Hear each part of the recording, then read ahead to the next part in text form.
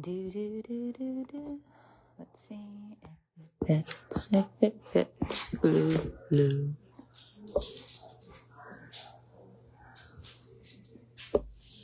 There we go. I think it fits. No.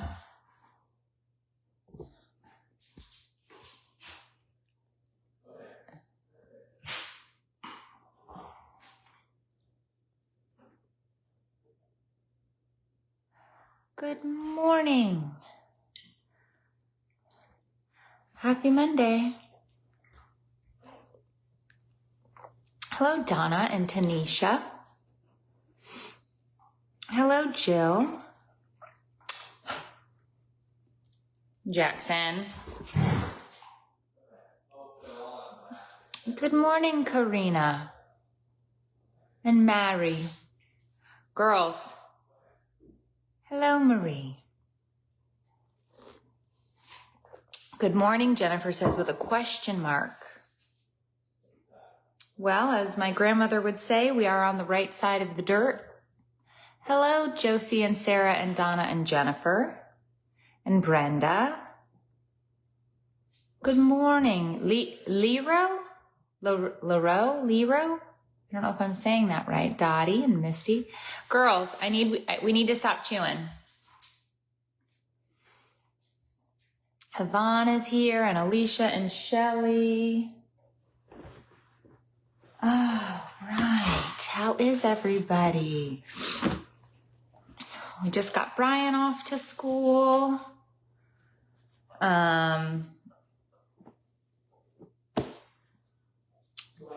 Good morning, Kaylin. Just got Brian off to school. Sophia is up and she is getting herself ready, doing some laundry. I have to get packed. Tomorrow I am heading to San Francisco. And Dave was supposed to be going with me and he cannot because the individual who was supposed to come and stay with the kids while we were gone cannot do so. So I am going by myself, which is not a big deal. I've traveled a ton by myself for work. But I just thought it would be nice for him and I to have a few days where we were going to this work thing and we had, like no responsibilities, but it ended up not being the case. So I'm heading out all by my lonesome. And Dave is going to stay here and hold down the fort. And Brian said, I said, but I'm going to be gone all week. And he says, well, you know what that means. And I said, what? And he said, we won't have any laundry. We won't have any clean laundry. And I was like, oh, well, you could do your own laundry. Okay, girls, can we stop? You could do your own laundry. Meliana, am I saying that right? Good morning, Jess. 43 degrees in Indiana. Oh my. We had, I would say, I wouldn't say it was cold here, but we had a cool front, if you will. And it's been beautiful outside. But I would not say that it's cold. 43 is cold.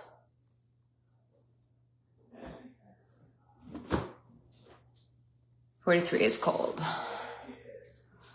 Yeah, now I guess it's a momcation. Hey, Megan from Milton. But that's fine. I leave Tuesday, and because he isn't coming with me, I'm just going to turn around and take a red eye back on Thursday night. So I'm going to fly back from LA at 11 p.m. Thursday, which means I get in at 10:30 a.m. on Friday. No, surgery is in a week. I go to San Francisco tomorrow. Yeah, Nora, it was delightful here with the cool front. I'm not going to call it a cold front, but a cool front. Hello, Melissa. Oh, LaDonna, congrats on the wedding. What did we do for Halloween? We did nothing. We put candy out. We got Thai food and we watched TV. And it was great.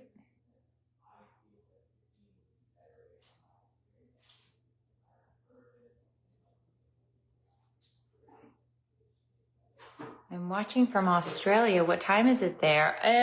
9:10 Eastern. Yeah. So I'm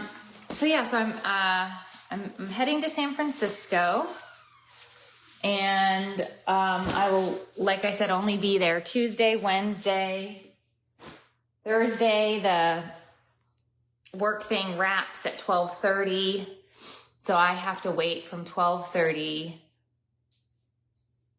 until my flight boards at 10:30 p.m.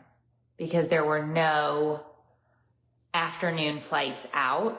So I had to take the red eye, which is fine. Cause you do get, everybody's quiet on the plane and the lights are off and you do get to sleep for the most part. But it's a bear of a next day because you get up and you're like, it's 10:30 a.m. I better, come home, clean the house, and you're like dragging ass tired and you have jet lag, but not a big deal.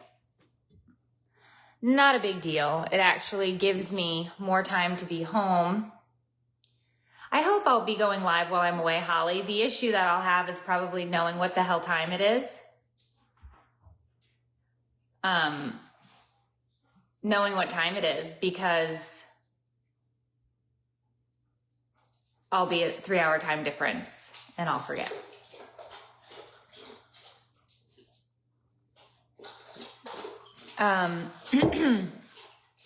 But yeah, Brian, we had his 504 and meeting with his biology teacher went really well. Kiki, get down.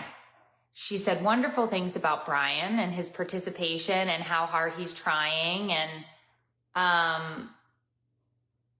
And she said that she is impressed with his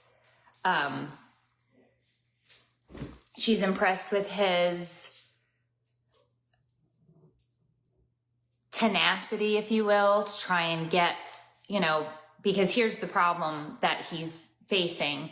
He got a D in the first quarter, so he's in jeopardy of not getting his half a credit for the semester. Jackson, get out of that Christmas tree. And he needs to basically get a B this quarter to get a C and earn his credit. So he's sort of behind the 8 ball, but we've been taking him in early. We've been communicating with the teachers. I need to set up another meeting with his geometry teacher, because the way they do things in terms of grading, I think it's really tough for the kids because 70% of their grades are the tests and 30% is like the classwork. So if you fail a test, you're kind of screwed. And that 70% weight is huge. And if they fail one, they are allowed to do a retake, but they can't do the retake until the end of the quarter.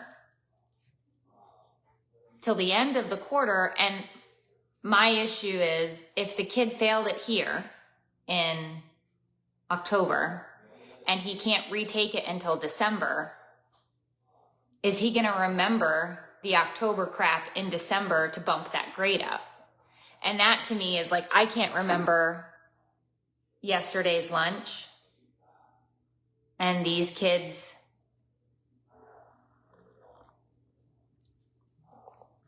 that have to, retake at the end of the quarter or whatever. It's like, that's tough to retain that information. And then, but we're working through it. He is really trying. I've been impressed with his keep at itness. And we had a pretty good meeting, and I'm going to be calling the school again today because I have to set up a meeting for Sophia for something. And like I said, I have to get his geometry teacher in the mix here, because that's the other class that he really struggled with this year, has been geometry and biology. But yeah, he's definitely, shown effort. I talked to him last night about how proud we are that he's, really putting in the work, and we're seeing it. So,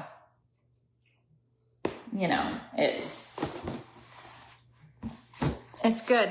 That part is good. He's still not finished his driver's ed class, which I keep telling him that if he, it's a year from when you finish your driver's ed to when you can get your license. So his birthday is October, and we're now in November, and he still hasn't finished driver's ed. And I'm like, if you continue, you leave that cat alone. Leave that cat alone. No, don't chase that cat. Poor Jade. Come on. She's gonna pop you right on the nose.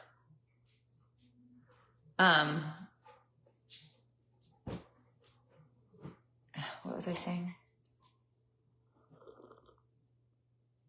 I don't remember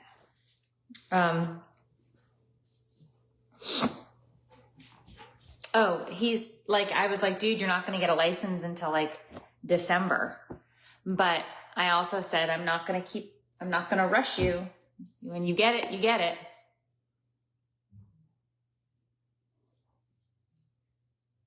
So, that's on you.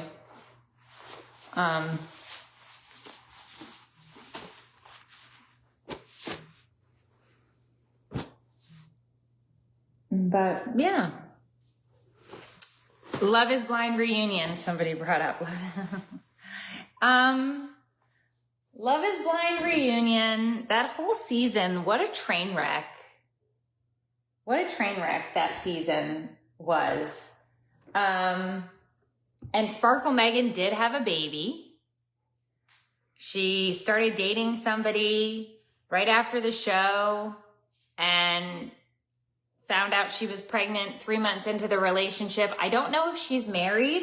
I didn't catch that part of it. I don't think she is. I think they had a baby. But the guy was in the audience. So,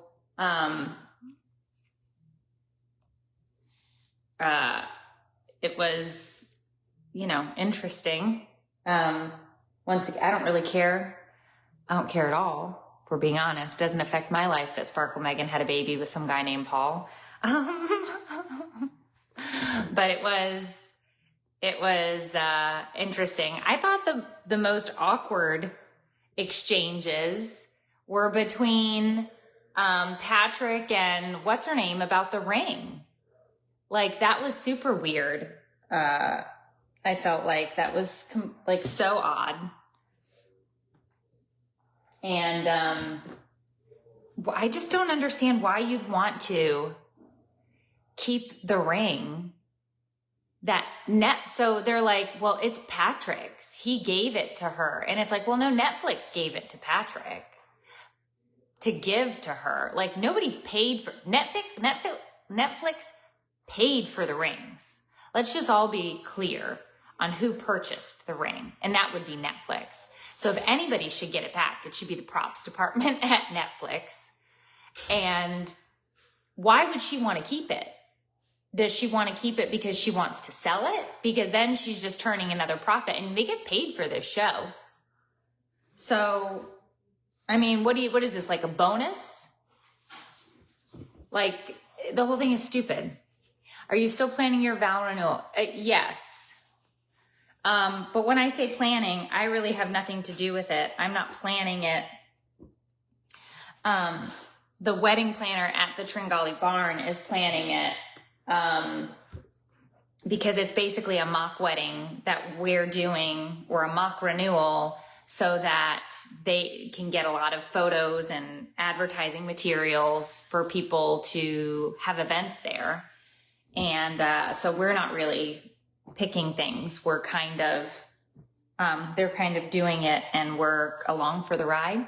And it's still, they're finishing up wedding season, so they haven't really been doing anything in terms of the renewal. So I don't know when. I think wedding season is over like this month maybe. And then, yeah, and the whole like shooting hoops for the ring, like who's going to get the ring. I was like, this is a stretch. This is dumb. But, you know, whatever.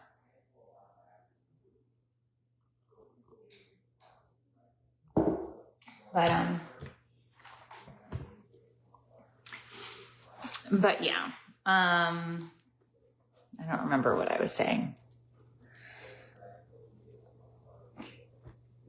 Oh, the wedding planner. So yeah, so I don't have any updates on that because she's been super busy with wedding season. So whenever that is done, I'm sure she's going to reach out to me. I have to go find a dress. And I got to get a dress for Sophia and stuff like that. But that is not going to happen until after my booby surgery, because I don't know what's like, if the dress is going to fit. So I don't want to go buy a dress and then it not fit.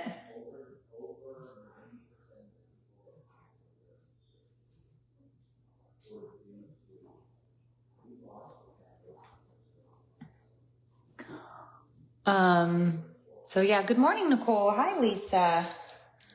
So yeah, so anyway, I need to pack. That is stressing me out. Packing always stresses me out. I always worry that I'm not going to have whatever I think that I need, and then I'm going to get to a place and not have it.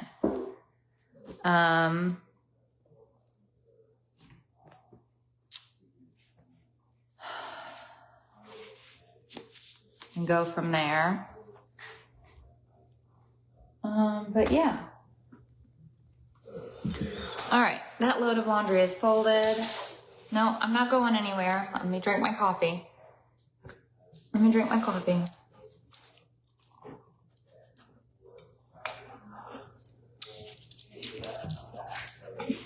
Excuse me. Yeah, so yesterday I did a post and I was talking about, so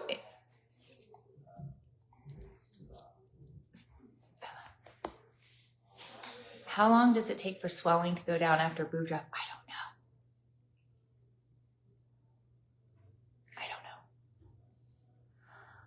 I mean, I've been reading things. You're going to want at least 3 months between the surgery and your fitting. Well, that won't happen. Because the surgery is November and the renewal is February. So that is 3 months. But I have to get a dress at some point before the February 5th or 6th, whatever day is the renewal.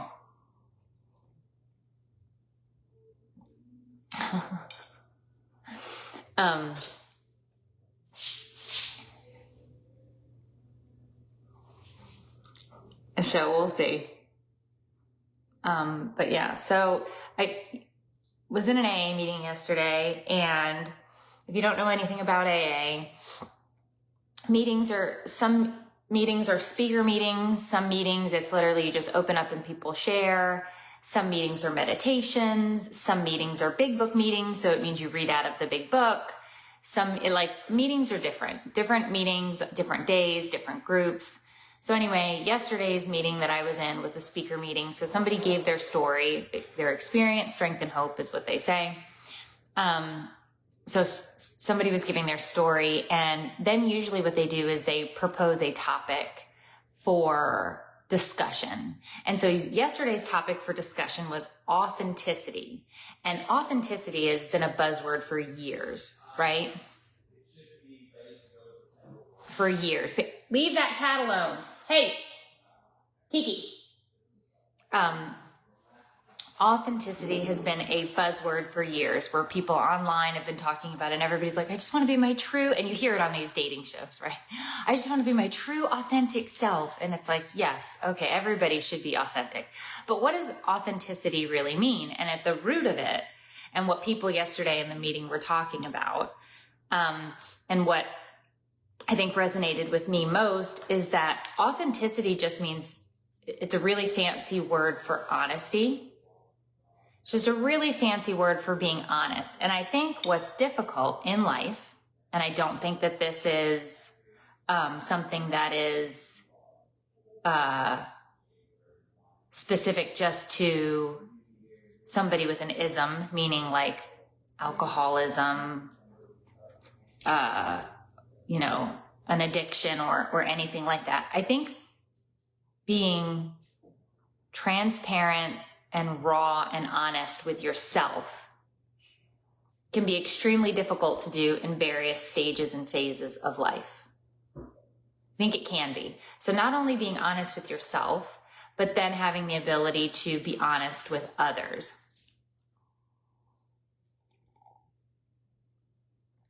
And so what I kind of took out of it was that I had a really hard time being completely, brutally honest with myself and dealing with my mental health and my mental health struggles.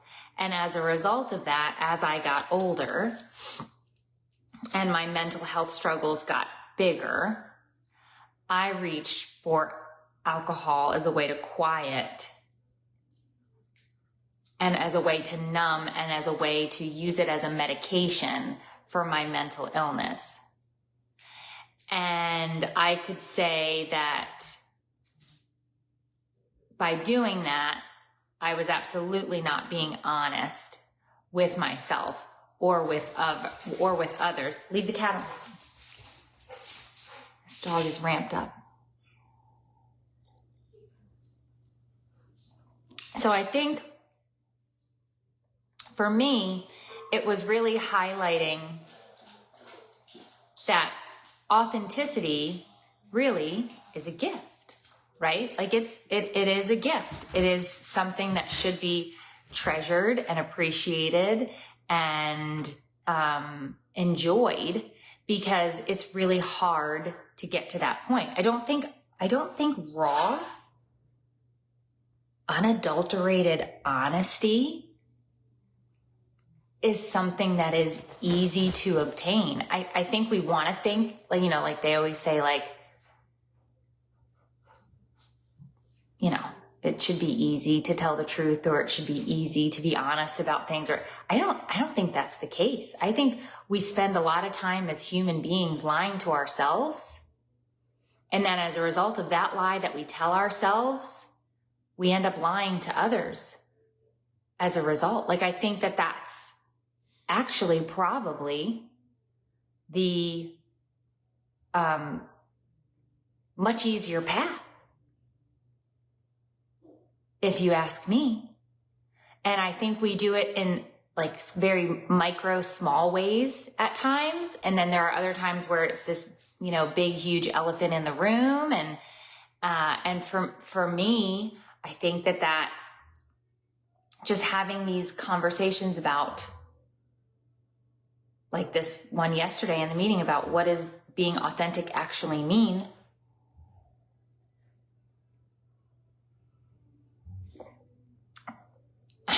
You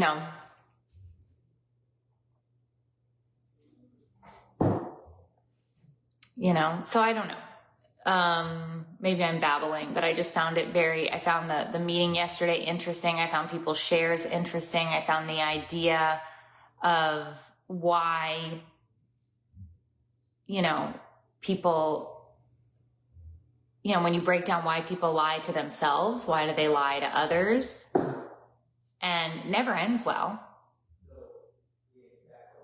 Never ends well. So I think it's tough. And I think if you sat and did, some self-reflecting on it, I think most people, because you can't say all or never, I think most people have done that. Lying to yourself to feel better in the moment or to feel like you can get through something or past something or whatever, I think is just so commonplace. I think you could be afraid of judgment. I think you could be afraid of what that means about yourself. I think you could be afraid of what that means for your current relationship or your future relationship or any of that. So I think that's really, something that is interesting to sit and think about. And, people don't like using the word authentic because it is a buzzword or whatever, but it's just a fancy dressed up way to say honest.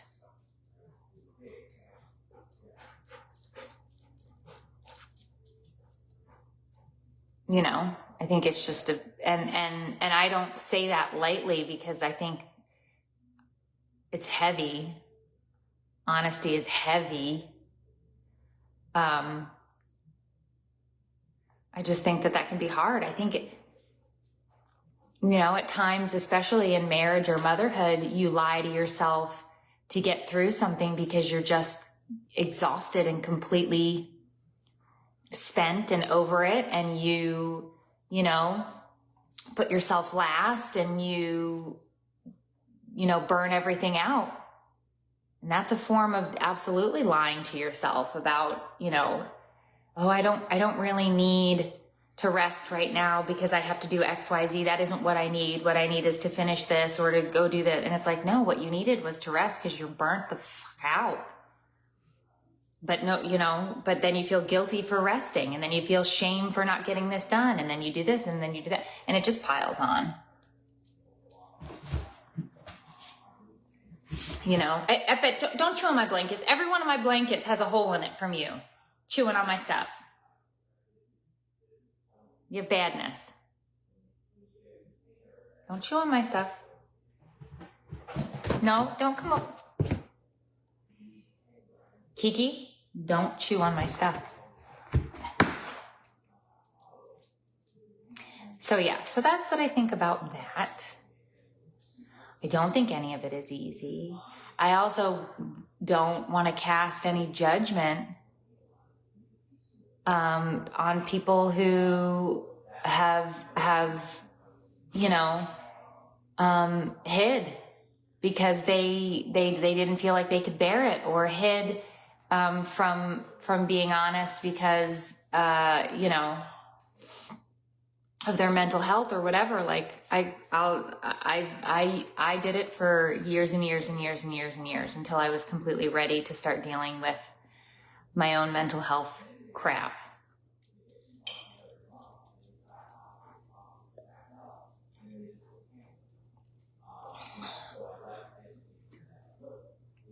So, yeah.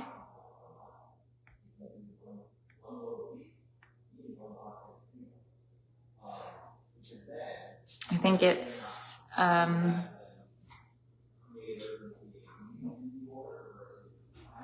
And Rhonda, what is it? And that's another question that it opens up. What does it mean to be true to yourself?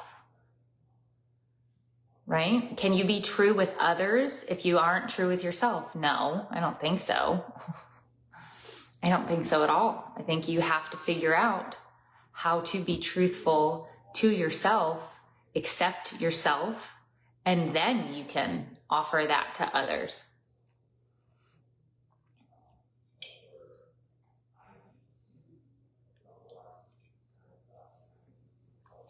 And I do think I tell myself what I don't change, I choose. I like that, Sonia. So anyway, that's my philosophical thought on a Monday morning that nobody asked for as we fold laundry and do household chores with our friends in Facebook land.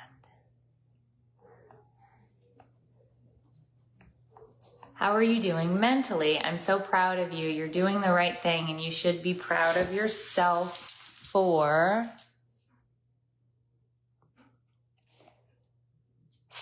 you should be proud of yourself for staying strong and going through this difficult fight. You've got this. Well, thank you, Nora.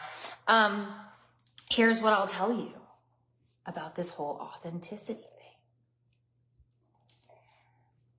If I were still drinking, I wouldn't be able to do it.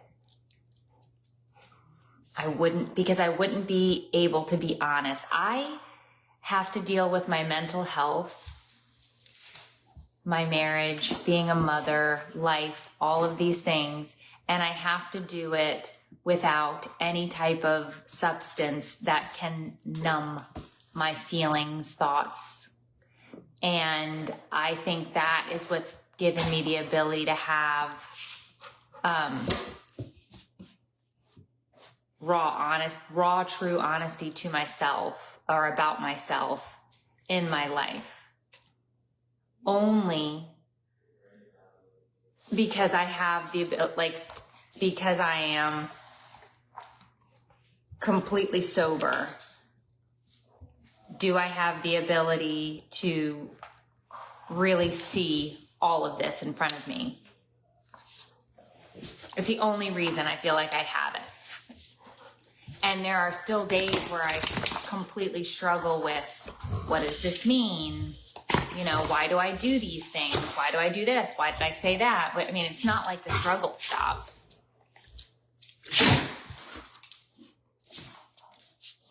Girls.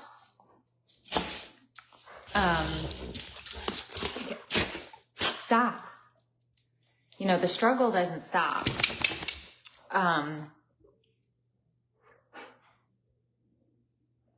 But I think that we, you know, if we have something that, stop. If we have something, a substance that we can use to, because it's not just alcohol or drugs that people numb with. Like, let's just be completely honest on this Monday morning. We use things to cope. I use things to cope that aren't substances now. I absolutely use things to cope that aren't substances. Sometimes it's healthy and sometimes it's unhealthy. I use exercise to cope. It's healthy. I also use chocolate to cope. And sometimes the amount of chocolate in which I use to cope is unhealthy. But that is a way to cope. Let's be honest. That is a way to cope. I stress rage clean. That can be a positive thing because the house has to get clean or a thing has to happen. But I'm using that to cope, and then if it's causing me additional angst and issue, then it's unhealthy. Like, there are ways that you can, you know, people use sex as a way to cope. That can be positive or negative. Like, I mean, there are plenty of things that people use to cope that aren't a drink or a drug, a substance. And some of it is positive and some of it is negative, right? Like, I'm a rage stress cleaner. I like to work out 4 or 5 times a week. I like a ridiculous amount of mint chocolate chip ice cream when I am struggling. All of those things are coping mechanisms.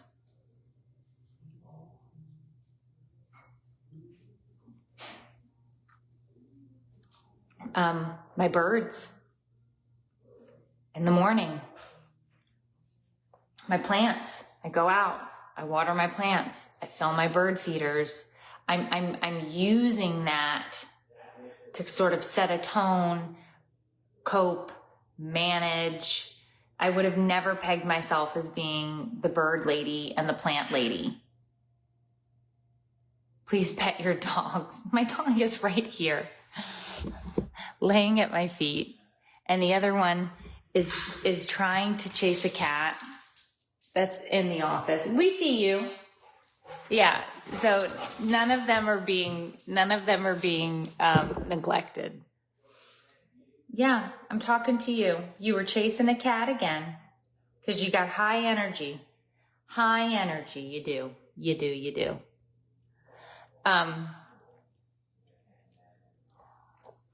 So I think it's, oh, excuse you. You had a piggy. Yeah, you did a burp. So I think it's, you know, we do different things. You know, like I never thought I'd be the bird and the plant lady, but it calms me down. Yoga. When I have to work out, but I've had a super stressful day, I'd rather do yoga than a HIIT class or weights or anything like that. So I go, okay, it's a yoga day. I had a stressful day. It's a yoga day. I have to put my mind, I have to calm the F down, right? So, yeah, there's a billion and one ways to cope. And, you know, it's obviously the idea is to gain way more positive ways than negative ways to cope, but you can't kick yourself when you choose a negative way occasionally because it's bound to happen, right? Like you're gonna have the big bowl of ice cream, or you're gonna, you know, I don't know, watch the stupid reality show that is total trash, because it's a way to numb. It's a way to turn everything off and just let things unfold in front of you. You know, that's what reality trash TV is. And it's probably absolutely not positive. It's a train wreck. But it just lets me turn off, zone out, and watch the train wreck. It's absolutely probably not positive, but I choose to do that occasionally, not probably more than occasionally, probably way more than occasionally. Can I help you?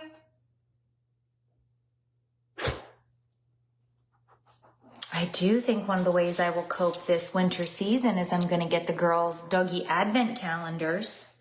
Yes, I'm going to get you a doggy advent calendar. Yeah, because Costco has doggy advent calendars. Aren't we going to do those? Yes. And what do you get with doggy advent calendars? Yeah, you get toys. Yes. Yeah, people, places, and things can become coping mechanisms. It could absolutely be a person. It could be, you know, can you drop that? Can you drop it? What do you have? Oh, we missed a sock. So anyway,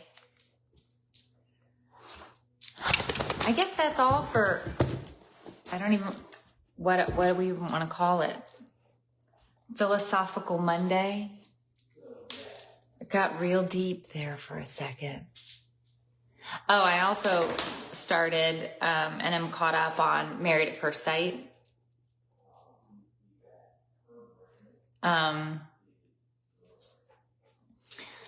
So interesting season of Married at First Sight as well, if you're watching that. I agree, Kristen. It is hard. Yeah, Ruth loved the doggy advent calendars when we did those. I think I'm gonna pick those up at Costco this year. Aren't we gonna do doggy advent calendars? Yes, we are. Yeah. Yeah, you've never had a Doogie Advent calendar. No, but we're going to do it this year. Congrats, April, on 4 years. Yeah, so I think that's going to be our time for the day because the girls are now going to run around like lunatics until I let them OUT. They have hit their limit. This is how they're trying to cope. It is a negative way because mommy is on the phone.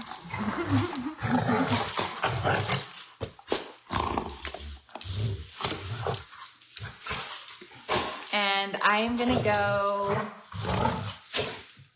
oh gosh, okay. I'm going to go pack my suitcase. And Ruth is going to see my suitcase and Ruth is going to panic. And then I'm going to have to deal with that for the rest of the day because she hasn't seen me take it out of the closet yet. And I know that that is coming. Okay, girls. But I do plan on going live while I am in San Francisco. Times will vary as I will be on a different time zone and I will have to figure out my life, especially around, I know this work thing that I'm going to starts at 8 a.m. Pacific. So we'll see. But tomorrow's a travel day. I'll probably go live from an airport. And then Wednesday, I'll probably go live before I leave the hotel because it'll be Eastern time later. And then Thursday, probably the same thing. We'll see. Friday will be the rough day because I will be traveling on that red eye. All right. I will see you guys later. I hope you have a great Monday. And I hope all your coping skills be more positive than negative. And that your authenticity shines bright. And I'll see you guys later. Say bye, Ruth. Okay.